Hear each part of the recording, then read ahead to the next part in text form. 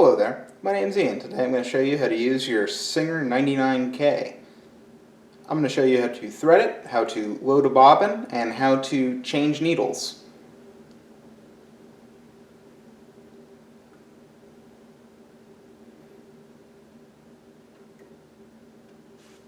I'm going to start off by showing you how to change a needle. So right now there is no needle in this machine, so what you're going to need to do is there is a screw with two flats on the side, and you're going to unscrew it and you're going to pull it down once it becomes loose, and then you're going to need to get a needle. Now there's various needle weights, and I'm not an expert in needle and thread weights, so I'm going to put up a little diagram. And you're going to want needles that have the flat going from the right side. So whenever they're lined up, these needles have a flattened end and they go into the right side. And you just put it so the flat side is against the actual edge of this little rod. And you're going to slide this back with the needle first, and you're going to slide it up and hold the needle in place, and you're just going to tighten it on so that way the needle is now being held on with tension by this screw. Now we'll talk about bobbins. What you're going to need is class 66 bobbins because they use the same bobbins as the type 66 machines, and these are going to go right here, and you're going to push this down. Off to the right hand side you're going to see this little silver disc, and what you're going to do is you're going to hold the big black, the big black thing, and you're going to screw this till it comes loose. What you're doing is disconnecting the actual armature of the machine from the power of the belt, because you don't want your machine to be tooching away when you're loading the bobbin. You're using the power of the belt to the motor to spin your bobbin. From here, you're going to take your thread and you're going to go around this hook right here.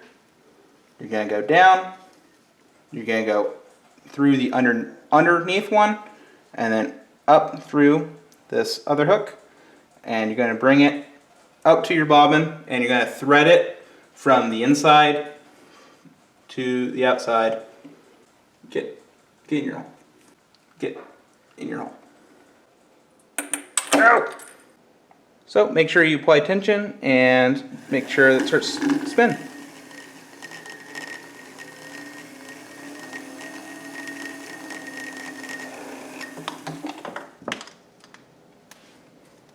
Well, now we have it loaded enough to where I need it to be, so all I'm going to do is cut the tail right here, and I'm going to cut it right down here.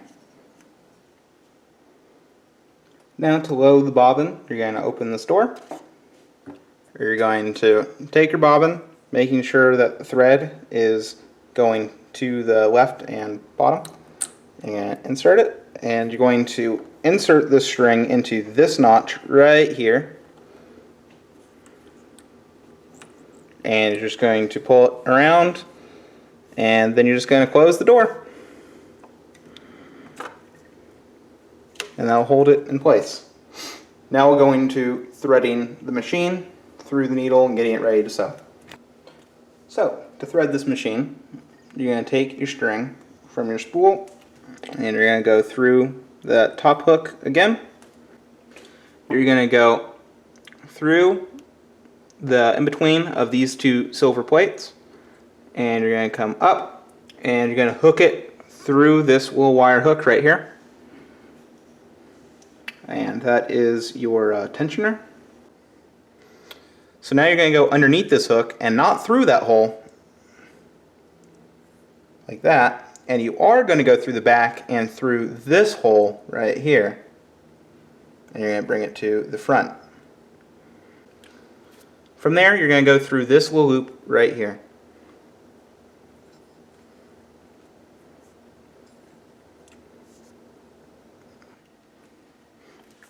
Now you're going to go through.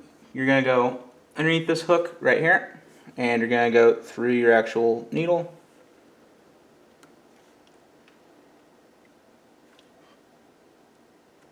Get in there. Yeah.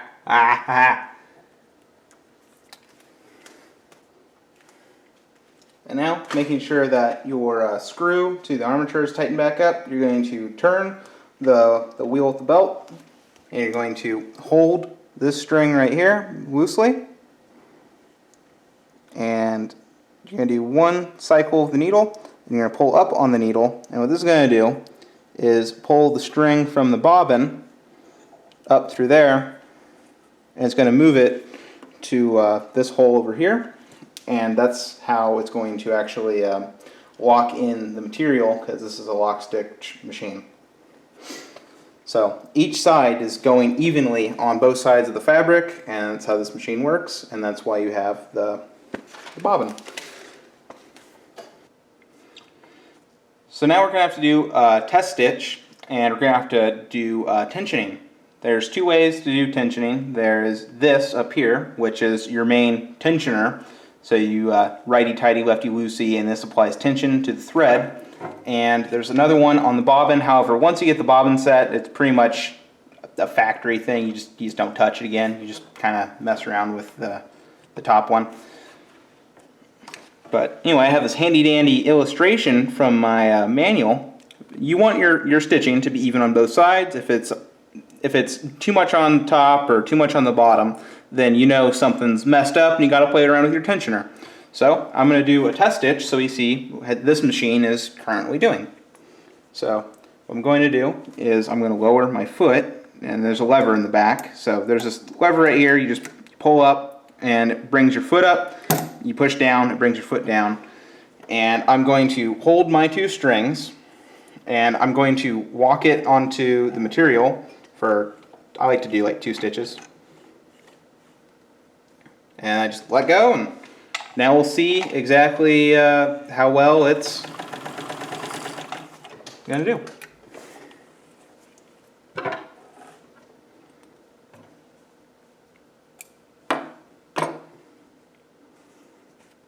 So,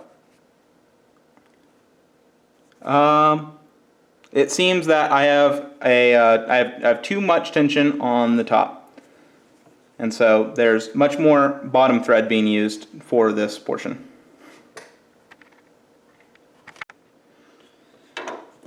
So, because the tension on the top thread is too high, what I need to do is loosen this screw. So I'm going to take this thumb screw right here, and I'm just going to loosen it up.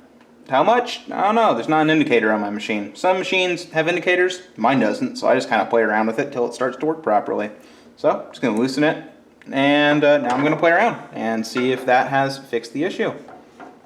Drop my foot. Lock my materials. And just so. And now we can see if that is perfect.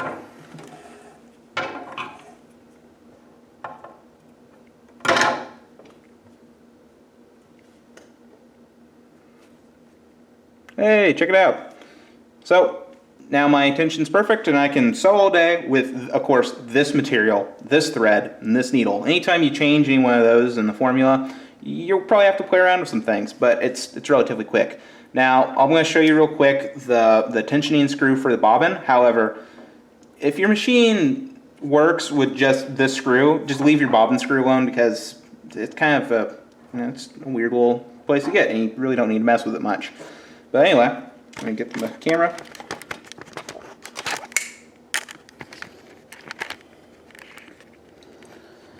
And so you see this second screw right here? That's the screw, and that's what you play around with. And really, if your machine doesn't need it, don't touch it. Just don't do it. Side note, this little lever right here, so if you have a bobbin in there and you don't know how to get it out, all you gotta do is press this little button, boop, and that pops out and you just pull it out.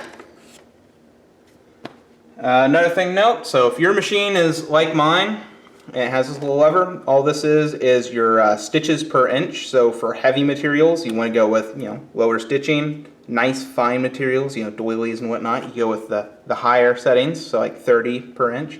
That's when you get that real fine stuff, you know.